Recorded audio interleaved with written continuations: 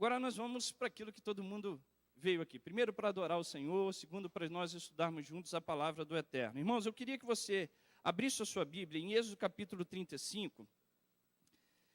Tem aproximadamente 3 parashotes, desde o capítulo 25, se eu não me engano, do capítulo de Shemot, que é o livro de Êxodo. Do capítulo 25 diante, se eu não me engano, o nome dessa parashá era Terumá, nós iniciamos o estudo sobre a construção do tabernáculo, né?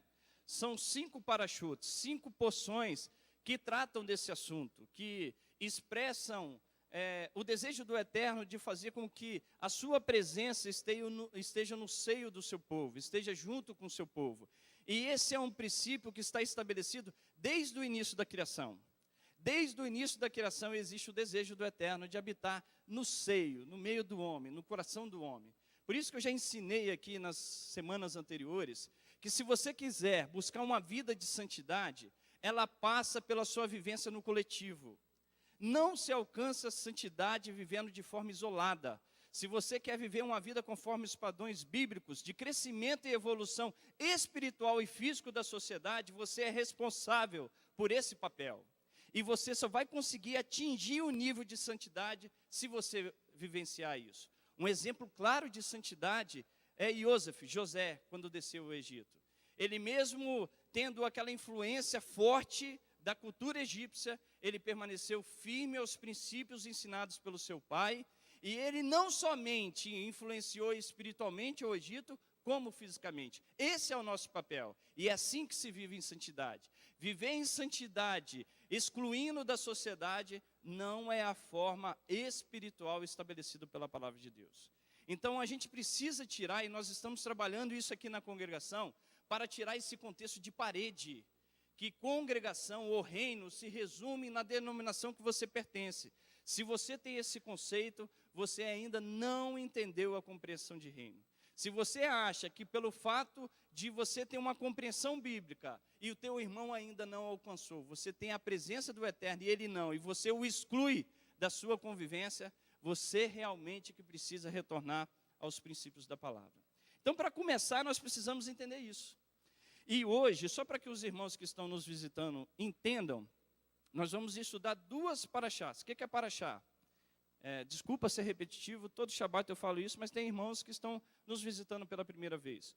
O judeu, para que ele tenha uma forma didática de estudar a palavra, durante um ciclo, durante um ano, ele divide a Torá, que é o Pentateuco no cristianismo, os 5 primeiros livros da Bíblia, Gênesis, Êxodo, Levítico, Números e Deuteronômio, ele divide a Torá por completo em 54 porções. E cada Shabat, seja em qualquer parte do mundo, o judeu nesse exato momento, às 10 horas da manhã, estará estudando a mesma porção que eu e você estamos estudando. Então hoje, excepcionalmente, nós vamos estudar 2 parashotes juntos. A parashá Vaikarel, que é a 22ª, e a 23ª parashá, que é Pekudei. A parashá Vaikarel, que quer dizer ele reuniu, está em Êxodo capítulo 35, até o verso 20 do capítulo 38. A parashá Pekudei, que quer dizer registros, está em Êxodo capítulo 38, verso 21, até o verso 38 do capítulo 40. E assim se encerra o livro de Shemot, que é o livro de Êxodo. No próximo parashá, nós já estaremos estudando o livro de Vaikra, que é o livro de Levítico. Tá? Possivelmente é o pastor José que estará nos ensinando. Então, assim, só para que você entenda, nós, a cada porção, cada Shabat, nós estudamos uma parashá, uma porção da Torá. Tá bom? É lógico que aqui o judeu também estuda uma porção da Haftará, que é dos profetas, e nós, como cremos em Yeshua, nós estudamos também a porção da Brida Hadashá, que é o Novo Testamento. Tá bom?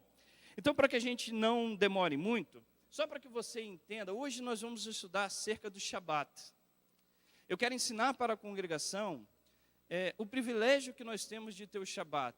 Qual é o seu sentido? Qual é o seu princípio? Qual que é o seu verdadeiro significado? Por que ele é importante para mim e para a sua vida, como família, como servos do Eterno, como irmãos numa sociedade tão corrompida e tão materialista? Por que o Shabat tem uma importância espiritual para nós? A primeira questão que a gente precisa ver sobre isso é que o Shabat não é algo que está estabelecido como o principal propósito da nossa salvação. O principal propósito da minha e sua salvação se chama Yeshua HaMashiach.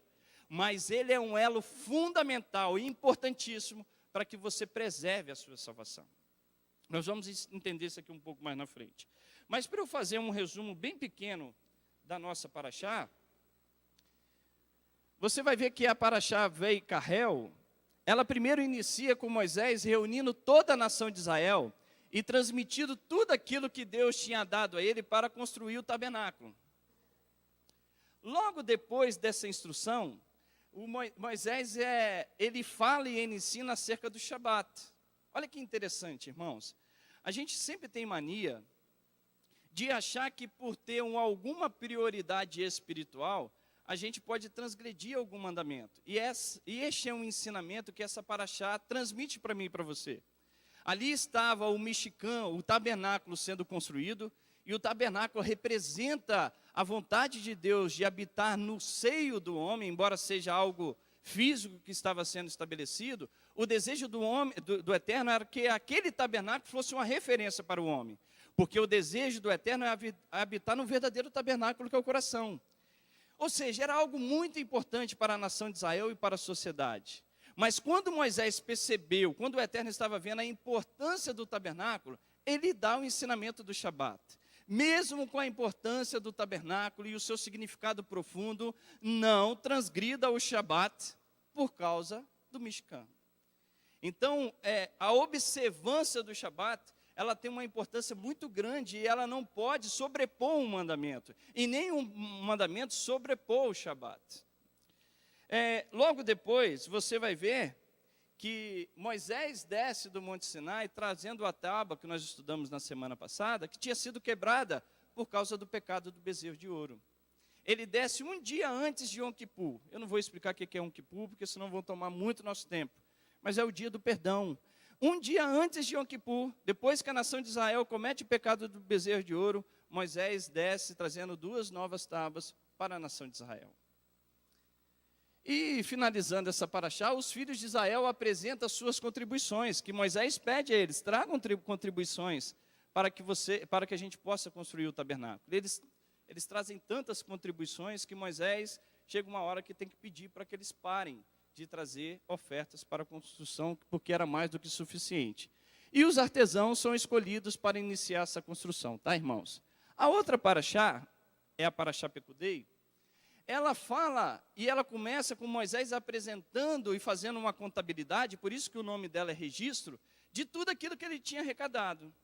Ele convida a nação de Israel para contribuir, a nação de Israel faz a sua contribuição e Moisés apresenta nesse momento o registro, a contabilidade de tudo que ele tinha recebido, que ele tinha usado para o templo, para o tabernáculo.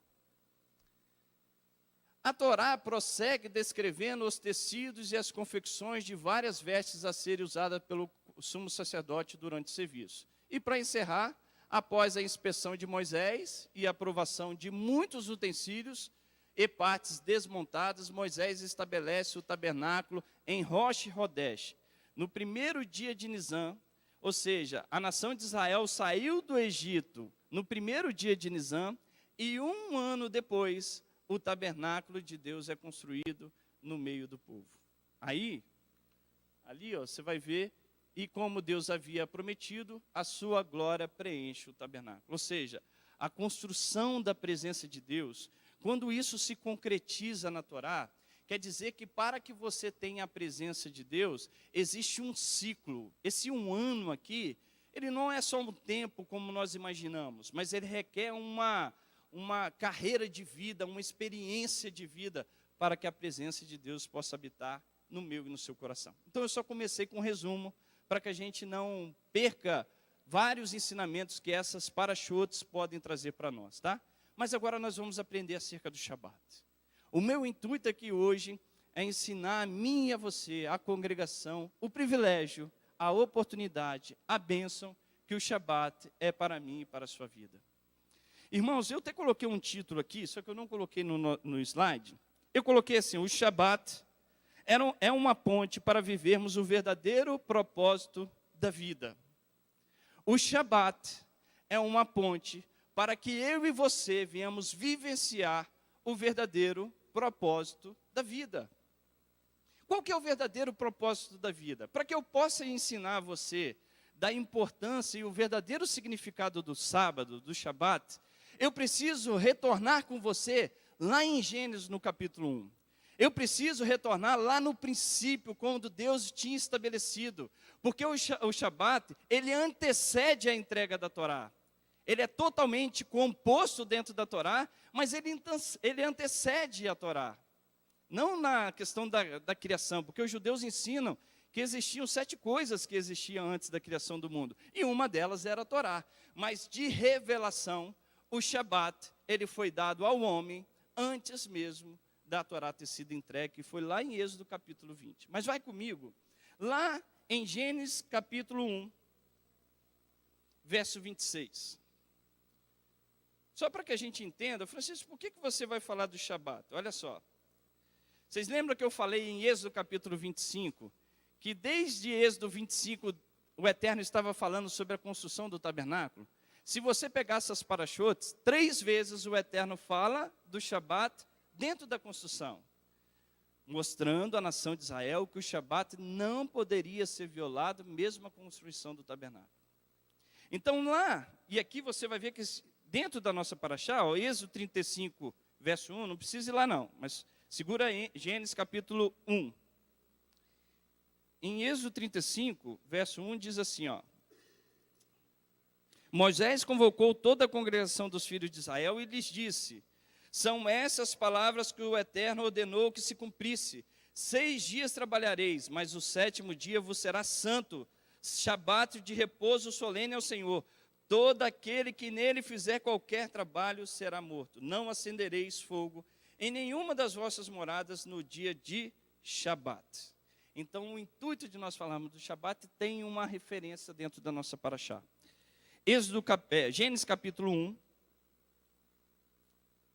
Eu quero ler com você o 6º dia da criação. O 6º dia da criação, ele começa aqui a partir do verso 23. No verso 24 já começa a falar do 6º dia da criação. Mas eu quero iniciar no verso 26. Diz assim, ó: Então disse Deus: façamos o homem à nossa imagem, conforme a nossa semelhança, domine ele sobre os peixes do mar, sobre as aves dos céus, sobre os animais domésticos, sobre toda a terra e sobre todos os répteis que se arrastam sobre a terra. Assim criou o homem à sua imagem, a imagem de Deus o criou, macho e fêmea os criou. Deus os abençoou e lhe disse: frutificai, multiplicai-vos, enchei a terra e sujeitai-a, dominai sobre os peixes do mar, sobre todas as aves do céu, sobre todos os animais que se arrastam sobre a terra.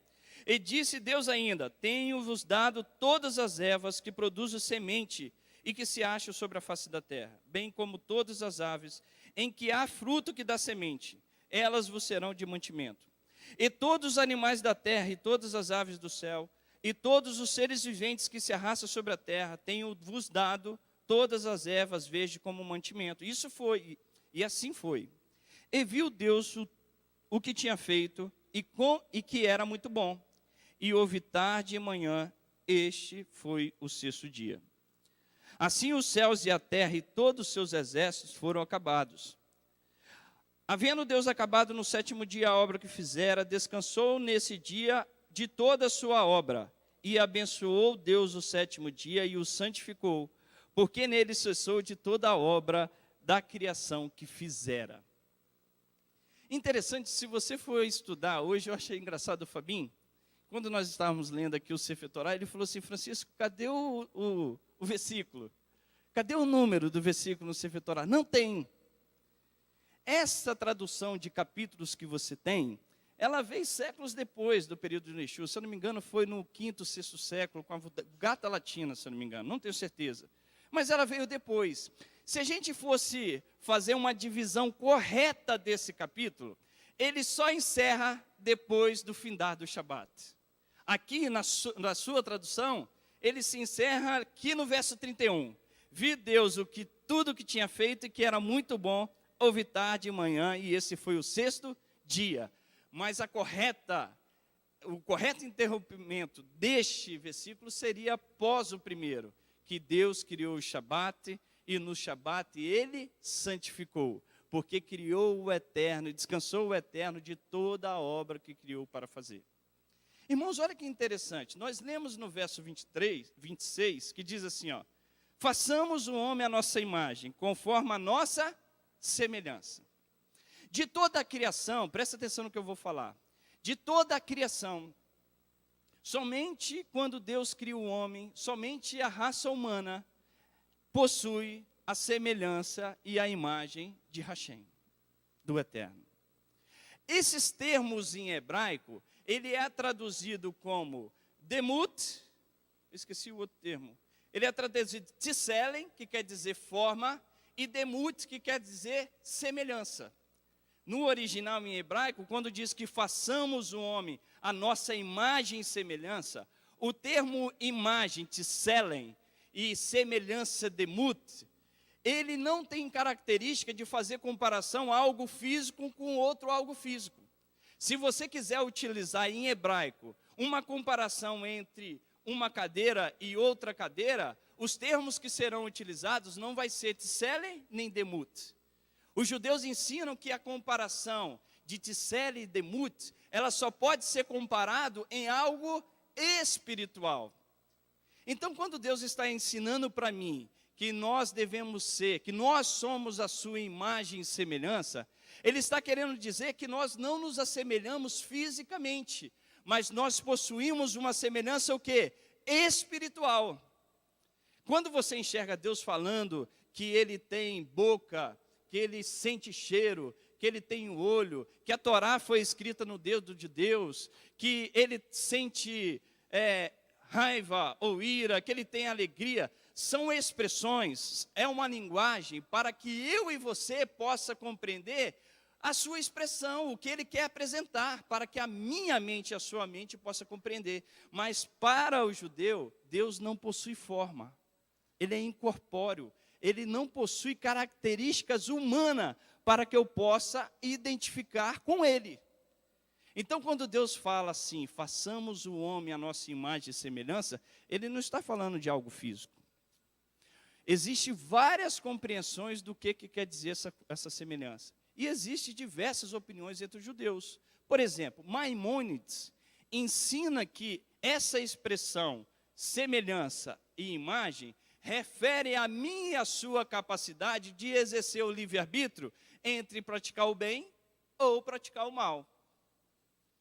Maimônides chama essa semelhança como a capacidade humana de praticar o bem ou o mal, o livre-arbítrio.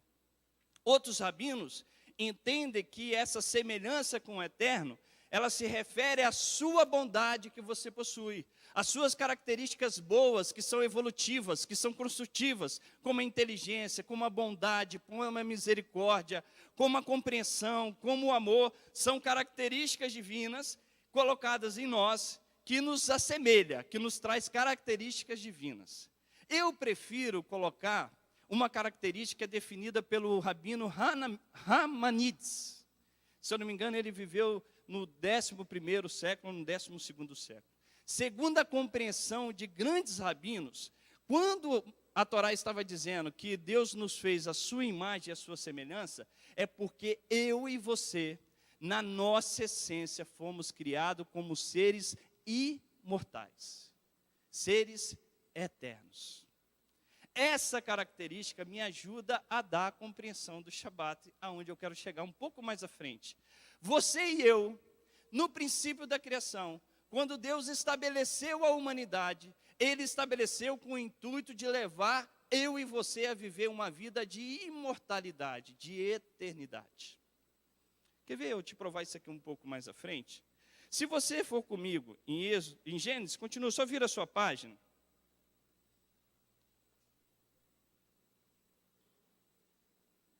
Gênesis capítulo 2, no verso 4, diz assim, ó. Porque, irmãos, quando Deus criou, quando você enxerga a história da criação, você vê o primeiro dia, o segundo dia, e os rabinos ensinam que a criação, ela se deu da coisa mais simples a coisa mais complexa. Por isso que a mulher foi criada por último. Estou brincando não, tá? Isso é verdade. Não pela complexidade da mulher, mas pela característica divina da mulher. Não é de forma pejorativa, é de forma boa. A mulher é o ser mais próximo de Hashem, vamos dizer assim, mas com características espirituais. As mulheres estão futucando aí do lado, e os homens estão falando, não, é de forma mais complexa mesmo. Não, mas é de forma boa. Então, cada dia da criação, Deus estabelece uma complexidade na sua criação. Por isso que nós fomos criados no 6º dia, porque nós nos aproximamos de Hashem. Então, quando você visualiza o Eterno falando da criação, toda a criação, no momento que ele estabeleceu, ela estava como algo inanimado, como algo sem vida, como algo que possuía a matéria, mas o seu verdadeiro propósito, a sua verdadeira intenção ainda não estava estabelecida. É o que vai começar a falar aqui em Gênesis capítulo 2. Olha só que interessante. Verso 4. Essas são as origens dos céus e da terra quando foram criados. No dia em que o Senhor Deus fez a terra e os céus, não havia ainda nenhuma planta do campo na terra, nenhuma erva do campo tinha brotado, pois o Senhor Deus ainda não tinha feito chover sobre a terra, e também não havia homem para lavrar o solo. Um vapor, porém, subia da terra e regava toda a superfície do solo. Presta atenção no verso 7. Formou o eterno Deus o homem do pó da terra, soprou-lhes nas narinas o fôlego de vida, e o homem tornou-se alma vivente. Nefesh Haim. Alma vivente. Alma que tem vida. O homem, antes do soprar do eterno, ele era um ser inanimado. Ele não tinha propósito, mas após o sopro do eterno, ele dá vida ao homem. A alma se refere a algo espiritual, algo puro estabelecido pelo eterno. Antes não possuía propósito, não possuía vida.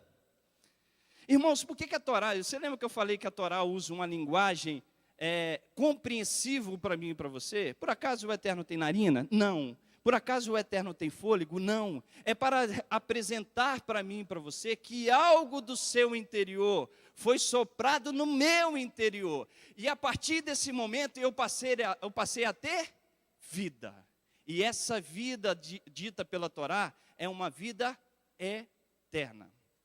Existe uma compreensão do cristianismo que, depois nós vamos falar isso aqui um pouquinho mais na frente, que é como que se a partir do momento que nós aceitássemos Jesus, Yeshua HaMashiach como nosso Salvador, é como se houvesse uma incorporação, não é incorporação a palavra correta, mas como se eu estivesse recebendo naquele momento o Espírito de Deus.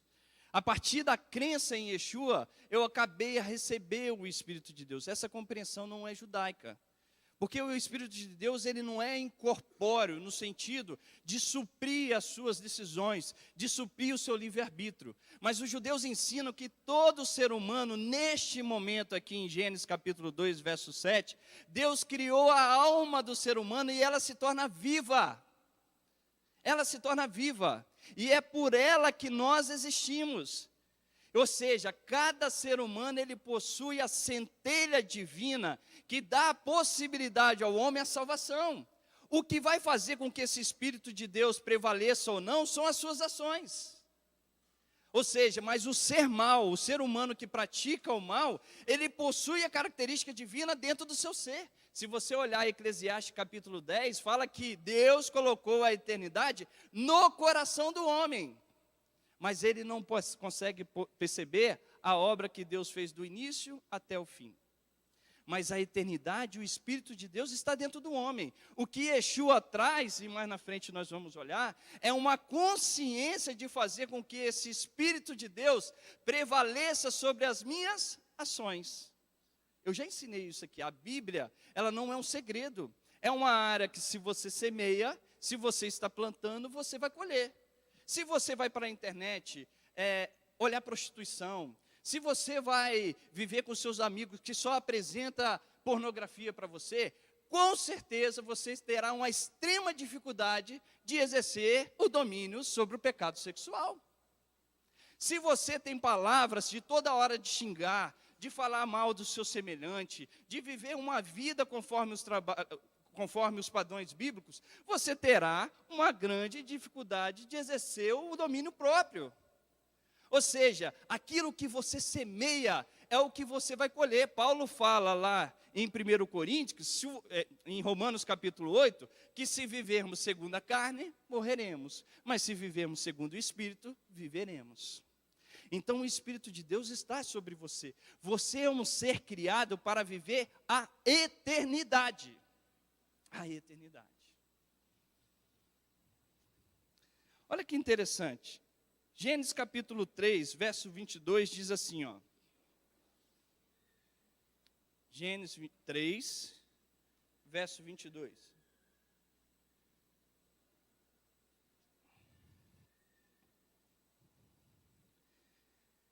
Então disse o Senhor Deus: o homem agora se tornou como um de nós, conhecendo o bem e o mal. Não aconteça que ele estenda a mão e tome também da árvore da vida e coma e vive eternamente. O Senhor Deus, pois, o lançou de fora do jardim do Éden para lavrar a terra de que fora tirado, havendo lançado fora o homem, pois querubins ao oriente do jardim do Éden, e uma espada flamejante, que se movia por todos os lados, para guardar o caminho da árvore da vida. Ou seja, a partir da entrada, ou da inicialização do pecado, o homem deixou de obter a sua verdadeira característica de ser algo imortal.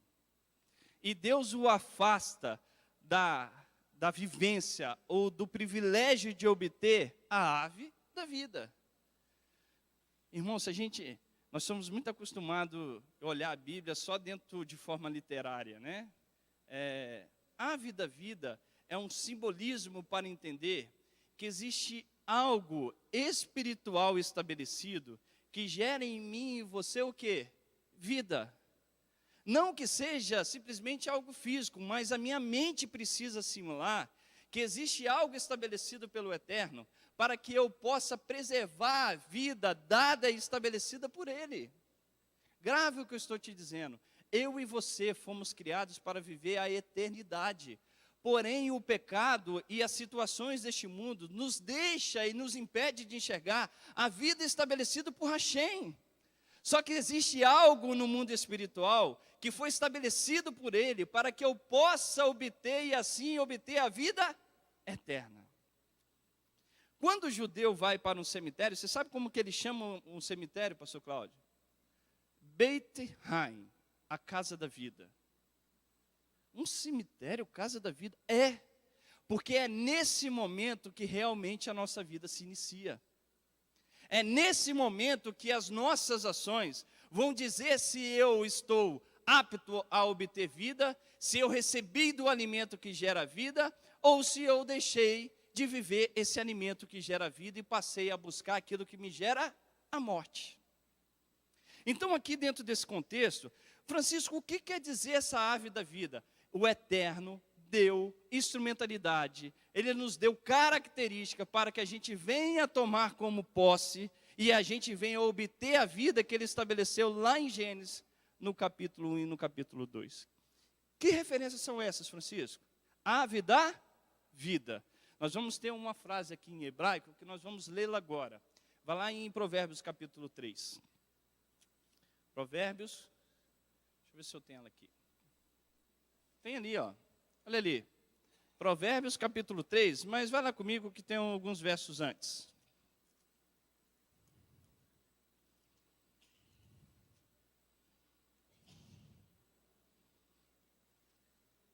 Provérbios capítulo 3 diz assim, ó, verso 1. Filho meu, verso 1 vou ler demais. Deixa eu ler aqui do verso 13.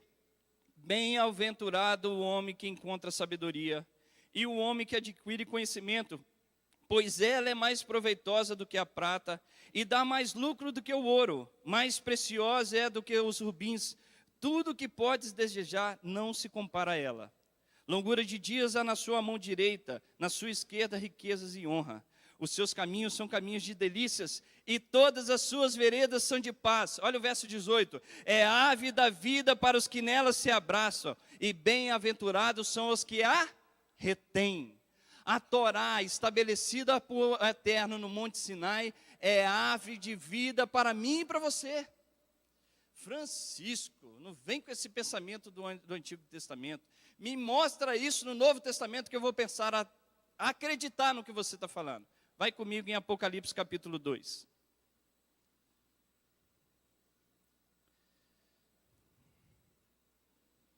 Apocalipse capítulo 2.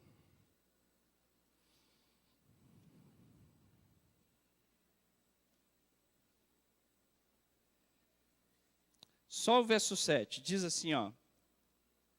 Quem tem ouvidos, ouça o que o Espírito diz às comunidades messiânicas, às igrejas. Ao que vencer, dar-lhe-ei a comer da árvore da vida, que está no meio do paraíso de Deus. Francisco, isso não tem nada a ver com a Torá. Passa um pouquinho, vai no capítulo 22.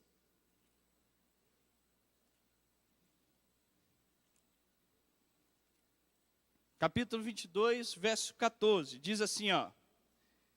Bem-aventurados aqueles que lavam as suas vestes, para que tenham direito à árvore da vida e que possam entrar na cidade pelas portas. Ficarão de fora os cães, os feiticeiros, os adúlteros, os homicidas, os idólatras e todo aquele que ama e pratica a mentira. Eu, Yeshua, enviei o meu anjo para vos testificar essas coisas às igrejas. Eu sou a raiz, aí a geração de Davi, a resplandecente estrela da manhã. O Espírito e a noiva dizem, vem. Quem ouve, diga, vem. Quem tem sede, venha. E quem quiser, tome de graça a água da vida. Eu advirto a todo aquele que ouvir as palavras dessa profecia. Se alguém lhe acrescentar alguma coisa, Deus lhe acrescentará as pragas que estão escritas neste livro. Se alguém tirar qualquer palavra do livro dessa profecia, Deus lhe tirará a sua parte da árvore da vida e da cidade santa que estão escritas nesse livro.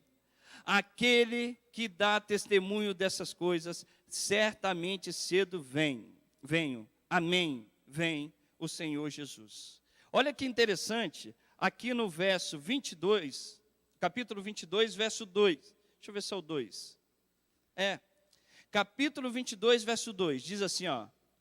No meio da sua praça, em ambos as margens do rio, estava a árvore da vida, que produz 12 frutos, dando o seu fruto de mês em mês, e as folhas da árvore são para a cura das nações. É porque a sua tradução, irmãos, e a minha tradução, está muito diferente do original. Se você olhar no original em hebraico, esse verso 14 que ali está, bem-aventurado aqueles que lavam as suas vestes, aí está como? Lavam as suas vestes para que tenham o direito da árvore da vida. No original em hebraico, no grego, na verdade, a tradução correta desse versículo está ali, ó. Bem-aventurados aqueles que guardam os seus mandamentos, para que tenham direito à árvore da vida. Tenham direito à árvore da vida. Quem tem a tradução desse jeito? Desse jeito? Esse é o contexto no original. Aqui está a Torá sendo apresentado para que eu e você venhamos preservar a vida dada através de Yeshua por Hashem. Oi? É hebraico essa Bíblia? É? Benção. Para o Hashem. Aqui o verso 2 diz assim, ó. No meio da sua praça, em ambas as margens do rio, estava a árvore da vida, que produz 12 frutos, dando o seu fruto de mês em mês. E as folhas da árvore são para a cura das nações. Isso aqui está totalmente em concordância com o livro de Ezequiel, capítulo 47. Vai lá comigo. Ezequiel 47. Eu só não coloquei o verso aqui, mas eu acho que é um dos...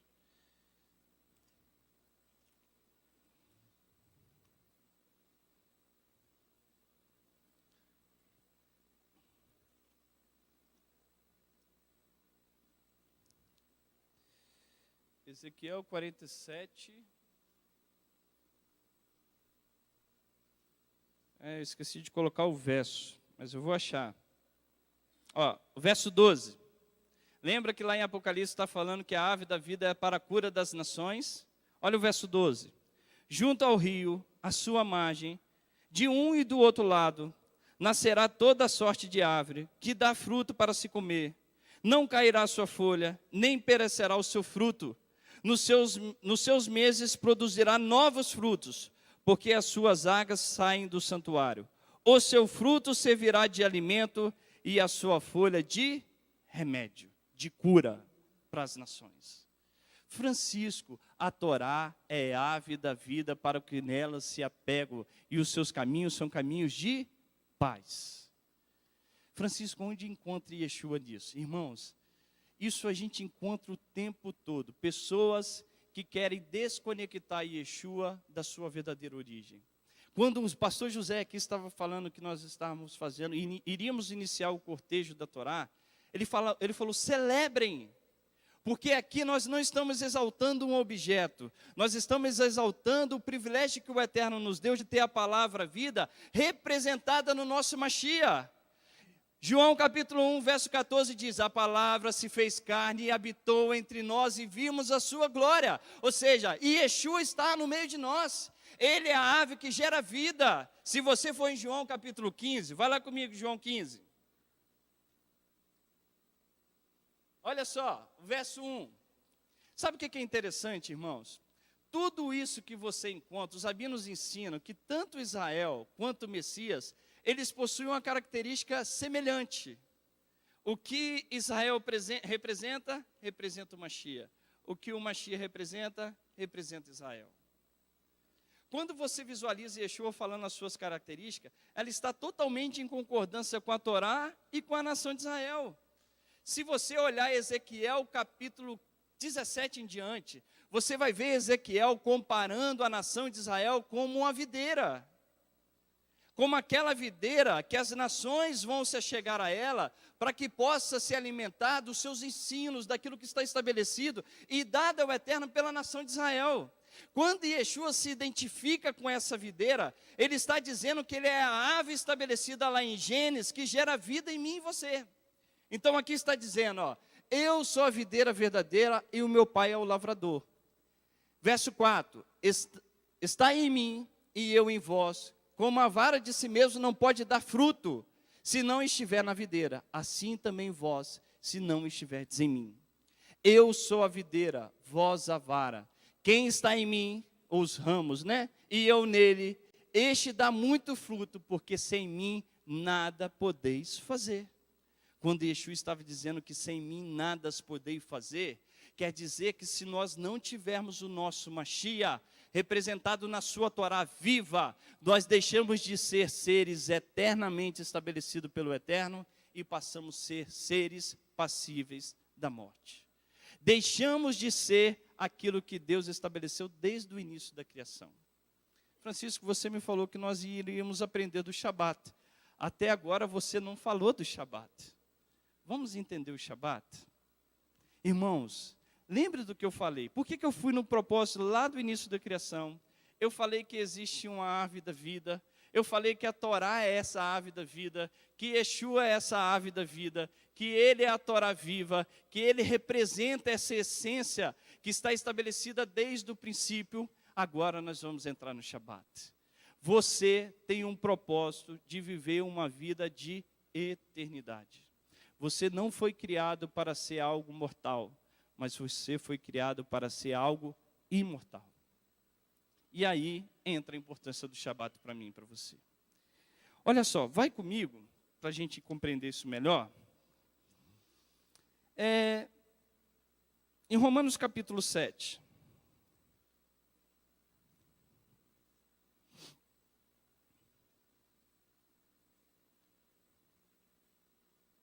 Romanos capítulo 7.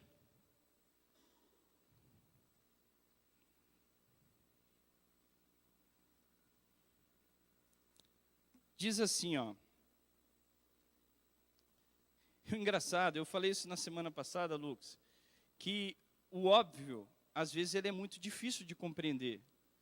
Mas se você tiver um bom raciocínio, for um bom estudioso, tirar os seus preconceitos de lado, tirar uma compreensão, talvez, cultural de lado, você vai conseguir compreender que o óbvio, às vezes, ele é muito simples e verdadeiro. Quando nós estudamos na semana passada, que nós lemos lá no capítulo 16 de 1 João, que fala assim, que a Torá foi dada por Moisés e a graça e a verdade vieram por meio de Yeshua, na concepção de hoje dá a entender que na Torá não havia graça. Mas lá, na verdade, João estava defendendo exclusivamente a Torá. Ele estava dizendo que a graça que está contida na Torá, ela se encontra em Yeshua. Aqui é a mesma coisa.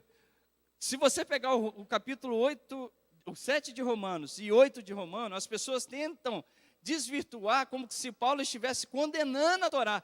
Pelo contrário, aqui Paulo está defendendo a Torá em 100%. Em 100%.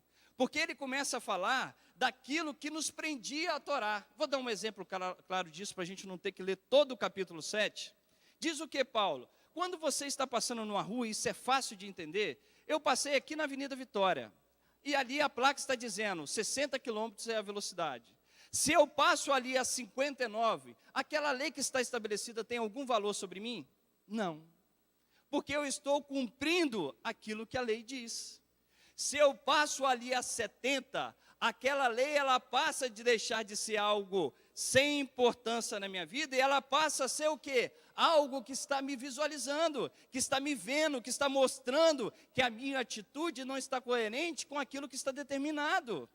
Quando Paulo fala que nós estamos mortos para a lei, ele não está dizendo que nós devemos deixar de praticar a lei, mas aquilo que a lei diz para eu não fazer, eu não faço. Então a lei não tem validade em mim. Ela não tem validade em mim. Mas a lei não se resume em algo em não fazer. A lei se resume também em algo a fazer. Ela é ou passiva ou ativa. Ou ela fala para você não fazer, ou ela fala para você fazer. Então, ou seja, obedecer uma lei quer uma ação ou quer que você fique passivo, esperando para que você não faça aquilo. Então, lei não se resume simplesmente em você colocar um mandamento e verificar isso. Lei é uma tradução muito resumida do que significa Torá. Torá significa instrução, significa vida, significa viver uma vida de paz, de harmonia, de fidelidade para com Deus. Isso que quer dizer Torá é muito mais amplo. É muito pequeno eu pegar a lei e resumir como que se tudo estivesse estabelecido, hoje não tem sentido para mim. Então, quando você entende que Paulo está falando que a lei, não, eu estou morto para a lei, é porque ela não encontra mais em mim o pecado. Quer ver? Olha aqui no capítulo 7. Capítulo 7 de Romanos, verso 5, olha. Quando estávamos na carne, as paixões dos pecados realçado pela lei operavam em nossos membros a fim de darem frutos para a morte. Agora, porém, estamos livres da lei, porque você morreu para aquilo que antes o quê? Nos prendia, que era o pecado. Você está livre da lei. Agora, se você continuar lendo todo o capítulo, você vai ver o quanto que Moisés está defendendo a Torá no sentido de santificação para o homem. Aqui, em Romanos capítulo 8, verso 1, diz assim, ó: portanto, agora nenhuma condenação há para os que estão em Yeshua, que não andam segundo a carne, mas segundo o Espírito, porque a lei do Espírito de vida livrou-me da lei do pecado e da morte. Pois o que era impossível a Torá, visto que estava enferma pela carne do meu pecado, Deus o fez, enviando o seu Filho em semelhança do homem pecador, como oferta pelo pecado. Dessa forma, condenou o pecado na carne, para que as justas exigências da Torá se cumprissem em nós, que não andamos segundo a carne, mas segundo o Espírito. Todo mundo gosta de falar Romanos capítulo 1. Agora nenhuma condenação há para os que estão em Cristo Jesus. Mas a gente precisa dar continuidade ao versículo. Que não anda segundo a carne, mas segundo o Espírito. O que é andar segundo a carne e o que é andar segundo o Espírito? É simples de entender. Andar segundo a carne é você andar conforme o seu desejo, conforme aquilo que vai pagar a presença de Deus em tua vida. Andar conforme o Espírito é andar conforme os mandamentos de Deus. É simples. Então vamos para o Shabat. Agora nós vamos para o Shabat mesmo. Lá em Gênesis capítulo 2, volta lá. Gênesis capítulo 2. E eu não vou demorar não, tá? 10 minutos eu encerro.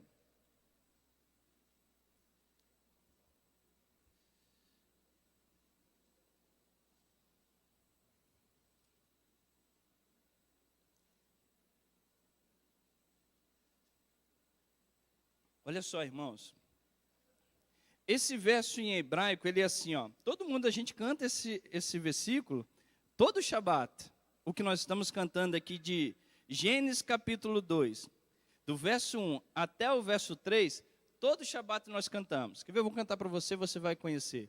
Vai ahulu hashamayim verha haretz verhot sevaan vai ahau Elohim bayon hashivei melato asherasa vai isbot bayon hashivei miko melato asherasa vai vare Elohim eton hashivei vai Kadesh Oto, que vou Shavat Miko Melato Ashebara Elohim Lassut.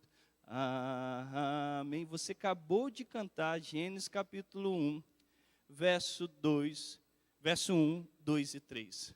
Vai Hilu Hashamai.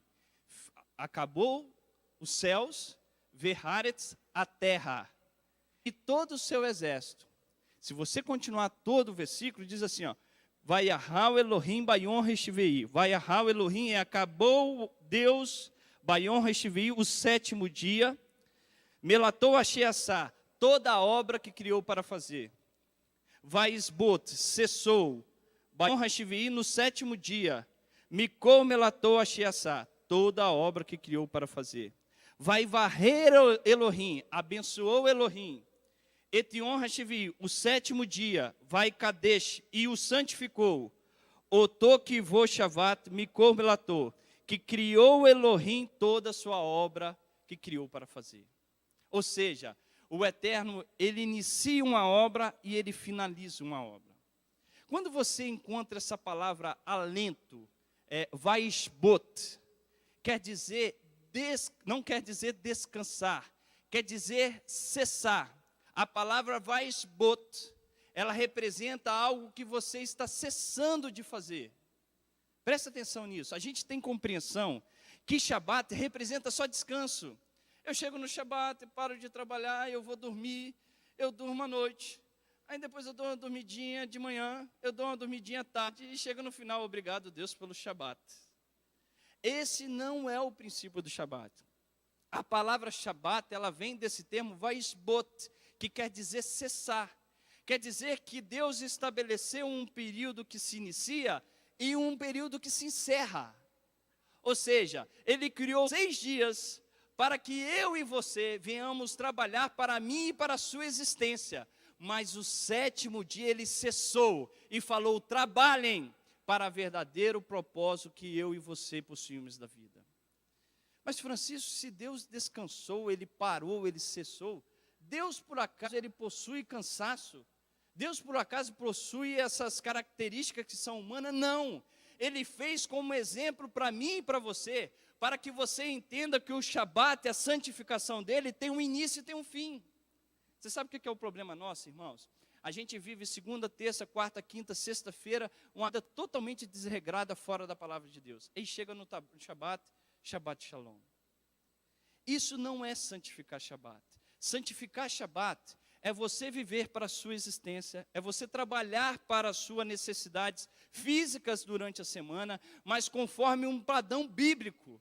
E quando chegar o Shabat, você cessar o trabalho para a sua existência e trabalhar para a sua verdadeira origem espiritual, que é para gerar vida. E vida o quê? Eterna. Por isso que para falar do Shabat, eu precisava falar que você é um ser eterno. O Shabat é uma conexão com a eternidade, o mundo vindouro. Quando você vai ler Hebreus capítulo 4, verso 1 até o 8, o autor de Hebreus está querendo dizer que o Shabat é algo que representa o quê? O mundo vindouro, que é a eternidade. A palavra 7, ela tem essa conexão de algo eterno. Você lembra que quando Pedro chega para Yeshua e fala assim, Senhor, quantas vezes eu tenho que perdoar o meu próximo? O que Yeshua responde? 7 vezes 7. 7 vezes 7, eu acho que todo mundo sabe matemática, e naquela época também poderia saber, 490. Esse número no judaísmo, se você perguntar a qualquer judeu, 70 vezes 7 se representa a eternidade. Se você for na gematria judaica, se você somar os algarismos 490, 4 mais 9 mais 0 dá o quê? 13. 13 representa amor, que é onde está incluído o nome de Hashem. Isso quer dizer que você tem que perdoar eternamente. O judeu sabe que 70 vezes 7 representa a eternidade. Então, quando você entende do Shabat, você já vai compreender que o Shabat fala de uma eternidade. Você nasceu para viver uma vida eterna. Irmãos, as melhores lembranças que eu tenho da minha família são os momentos que eu sentava na mesa com os meus pais para almoçar e ali compartilhar das bênçãos que eles tinham feito para nós. O Shabat é o momento que você está referindo que Deus é o Criador do universo, que você crê nele como o Criador de toda a criatura, e que você senta com a sua família nesse momento para zelar pelo seu lar, para aquilo que verdadeiramente te dá vida. Irmãos, hoje nós sentamos como? Um vai para o celular para um, outro vai para a televisão para o outro, e nós esquecemos o que é verdadeiramente o Shabat. Quando eu propus aqui na congregação, de nós termos somente o serviço da manhã e 2 vezes à noite, a intenção é incentivar vocês a ter o Shabat nos seus lares, a vivenciar o que a vida realmente pode te ensinar, porque, irmãos, congregação pode passar, mas a sua família é o bem mais precioso que Deus te deu. Senta na tua casa com teu filho e fala do amor de Hashem sobre ele. Senta com seu filho e ensina para achar. Esses valores nós precisamos ter. Sabe o que nós fazemos? Trabalhamos o tempo durante a semana e chega no Shabat, nós estamos preocupados ainda em subsistir, em trabalhar pela nossa existência, mas não pela nossa vida. Tem uma frase que não, olha que lindo esse texto, deixa eu ver se a Flavinha colocou ali. Cadê a caneta? Olha só esse texto aqui com vocês. Essa frase é do Rabino Menes Friedman, deve ser o nome dele, né? Não sei se eu estou pronunciando correto. Olha que lindo essa frase dele. Todo mundo já deve ter visto esse vídeo na internet. Diz assim, ó: o grande filósofo perguntou, como os judeus sobreviveram durante todo este tempo? Quando as pessoas têm uma vida e que estão dispostas a morrer por ela, então a existência dela tem um propósito. Mas se você existe e você não tem uma vida, então a sua existência é muito fraca, muito mais vulnerável. Por exemplo, no campo de concentração, haviam pessoas que continuavam a ter uma vida. Elas circulavam, ajudavam outros, faziam tzedakah, que é a justiça social, guardavam o Shabat, elas sobreviveram. E tinham outras que queriam existir. Eu vou dar um exemplo disso muito claro que eu já falei para a congregação. Eu li num livro que uma vez um rabino chegou para um homem que tinha presta atenção nisso aqui.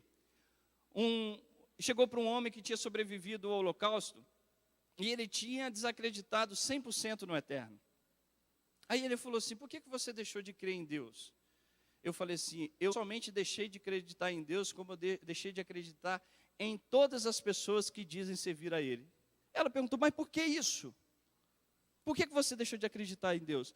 Porque quando eu estava no campo de concentração, havia um rabino que tinha uma lista de oração, e nessa lista de oração, ele trocava a sua lista de oração, o seu livrinho de oração, por pães de pessoas que queriam orar. Então, todo mundo que quisesse ler e orar a Deus, tinha que chegar até ele e dar seu pão para poder usufruir daquele livrinho. Eu achei esse rabino muito ganancioso. Aí a pessoa chegou para ele e falou assim, que engraçado. Ao invés de você ter o descrédito na ação infeliz e contrária à palavra de Deus desse homem, por que você não vê a ação espiritual da fila de pessoas que queriam trocar o seu único alimento pela oração? Está vendo como que nós somos? Esse rabino que trocava o seu livrinho pelos pães das pessoas, ele queria existir. As pessoas que trocavam o seu pão pelo livrinho da oração, elas queriam viver. Irmãos, isso representa a nossa realidade. Se eu continuar, você vai entender isso. Ó. Você não pode ter uma existência sem uma vida. As outras nações, a única coisa que elas querem é existir. Constrói grandes muros para se defender, se tornam ricas para ter o que comer, elas querem existir, mas não vivem. Quando, através de Moisés, Deus chamou a nação, ele disse, você não terá boa existência, você será expulso da terra, de sua terra, você irá para outros países, você será o menor dos povos, ninguém vai te querer, ou seja, sua existência não será boa. Então, não se preocupe com a existência, mas sim com o seu propósito. Se você está se ocupando da verdadeira vida, automaticamente estará cuidando de sua existência. Você lembra de Yeshua que diz, procurai primeiro o reino dos céus, e tudo lhe será acrescentado? Isso é se preocupar com a vida, porque a existência, ela vem junto. Não é estranho que Deus nos ensina a tirar um dia para descansar, ou seja, para não ser produtivo, porque isto é uma boa ideia. Por que isso é uma boa ideia? Simples, porque tudo que está proibido no Shabat é produtivo apenas para a minha existência. Tudo que é permitido no Shabat é produtivo para o meu propósito, para a minha vida. Posso resumir? Irmãos, quando você entende e santificar o Shabat, é isso que eu quero ensinar a mim e a vocês. Santificar o Shabat é você iniciar o primeiro dia, o segundo dia, o terceiro dia, o quarto dia, o quinto dia, o sexto dia, trabalhar pela sua existência, trabalhar para o bem dessa sociedade, dar o alimento para os seus filhos, dar estrutura para a sua saúde, dar uma boa estrutura para a sua casa, mas fazer todos esses princípios da sua existência dentro de um padrão bíblico. Mas quando chegar o sétimo dia, cesse. Não trabalhe para a sua existência, trabalhe para a sua vida. Nós continuamos dentro do Shabat trabalhando para a nossa existência. Nós fazemos do Shabat algo que não une a mim e a você a Deus e não nossas famílias. Nós precisamos aprender a unir as nossas famílias no eterno para que isso possa concretizar e a gente venha a voltar desde o princípio da criação para ter a vida eterna. Para encerrar, Isaías 56, vai lá comigo.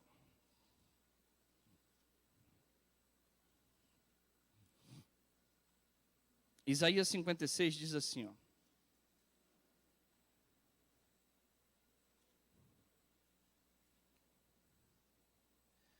Olha que interessante esse texto, irmãos. Isaías, ele é chamado de profeta das nações, porque ele foi o maior profeta que profetizou acerca da era messiânica, vamos dizer assim. Ele falou da paz universal que existirá nas nações, né? Se você for em Isaías capítulo 2, você vai ver isso. Mas aqui em Isaías 55 diz assim, verso 56. Assim diz o Senhor, mantende o juízo e fazei a justiça, pois a minha salvação está prestes a vir e a minha retidão a manifestar-se. Você sabe o que quer dizer esse mantém o juízo? A minha tradução e a sua tradução não dá o verdadeiro significado. A palavra juízo quer dizer mitzpat. Mitzpat quer dizer leis sociais que regem uma sociedade, leis que exigem de você uma reciprocidade, leis que exigem de você a cumprir a justiça.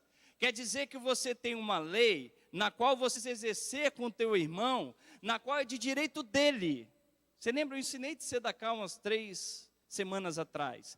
Fazei a justiça, o que ele está dizendo?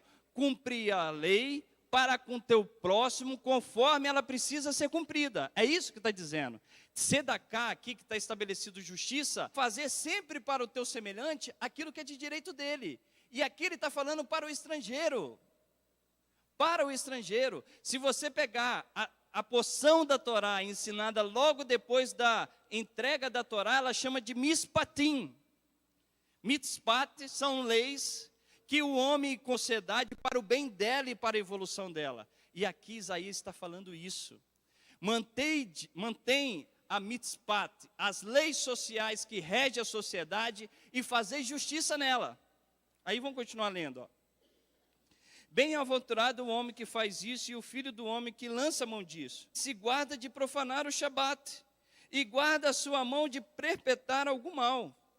Não diga ao estrangeiro que houver chegado ao Senhor, de todo me apartará o Senhor do seu povo. Tampouco diga ao eunuco, eu não passo de uma árvore seca. Portanto, assim diz o Senhor, aos eunucos que guardam os meus e escolhe aquilo que me agrada e abraça a minha aliança, darei à minha casa e dentro dos meus muros um lugar e um nome melhor do que de filhos e filhas.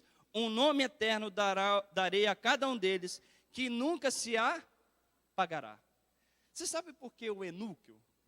Se você for no capítulo 23, se eu não me engano, não tenho certeza, tá? Mas depois eu posso te mostrar. Deuteronômio capítulo 23, no verso 1, ali diz que tanto o eunuco quanto em hebraico, eu esqueci como é a tradução em português, mas em hebraico é manzé. O que é manzé? Alguém que nasceu de uma relação incestuosa. É um bastardo, seria a tradução melhor essa, isso mesmo, bastardo. Tanto o eunuco quanto o bastardo, que em hebraico é manzé, que é alguém que nasceu de uma relação incestuosa, não poderia entrar na assembleia. Isaías vai e pega ao eunuco que abraçar a minha Torá, a minha aliança, e abraçar o Shabat, eu darei um nome melhor do que de filhos e filhas. Por que que Isaías fala isso? Por que que o Eterno proibiu o eunuco de entrar na assembleia? Naquele período, quem já viu aquele seriado 10 Mandamentos? Não sei se vocês já viram, lá tinha os eunucos. Por que que eram feitos? O que que era feito com esse tipo de pessoa? Ele era castrado, ele era mutilado em observância e obediência ao seu Deus. Quando Isaías está dizendo que o eunuco que abraçar, por isso que o desceu lá em Deuteronômio 23, que o eunuco não poderia adentrar a assembleia, porque ele tinha mutilado uma parte do seu corpo em adoração ao seu Deus. Por que que Isaías aqui chama o Shabat para o eunuco? Porque quando o eunuco se aproxima do Shabat, ele dizendo que ele acredita em Deus como Criador do universo. Para um judeu, quando você está celebrando o Shabat, você está dizendo que você não somente crê em Deus como Deus da sua vida, mas como Deus de toda a criação. Celebrar o Shabat é dizer que você reconhece que quem sustenta a mim e você é o Criador. E Ele é o Deus da criação. Por isso que o eunuco era recebido, porque ele deixava de crer no Deus na qual ele tinha se mutilado, e ele passava a abraçar o Shabat, que representa o Deus de Israel, Deus de toda a criação. Irmãos, para o nosso bem, para o seu bem, o Shabat representa a sua unidade e a unidade sua e da sua família. Eu fui na casa do Bruno e da Andresa e vou ratificar isso aqui para vocês. A Rita até falou que o Lucas faz isso em casa. Que benção, meu irmão, continua.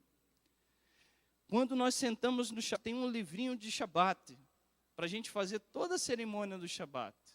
Mas pais, sejam inteligentes.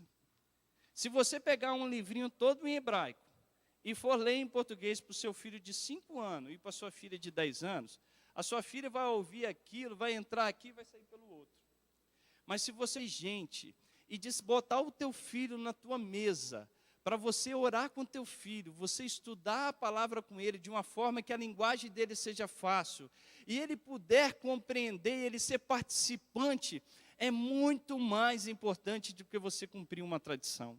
Muito mais importante, porque ele vai guardar aquilo que é essencial, que é a palavra do Eterno. Então senta à mesa com a tua família. Se você não tem filho, senta com a sua esposa, senta com o teu marido e guarda o Shabat, esqueça da sua existência e trabalha para a sua vida e para a minha vida. Irmãos, nós precisamos aprender isso. Possamos alcançar esse entendimento, porque o Shabat é para a preservação da nossa verdadeira vida. E eu e você fomos criados seres eternos para a eternidade.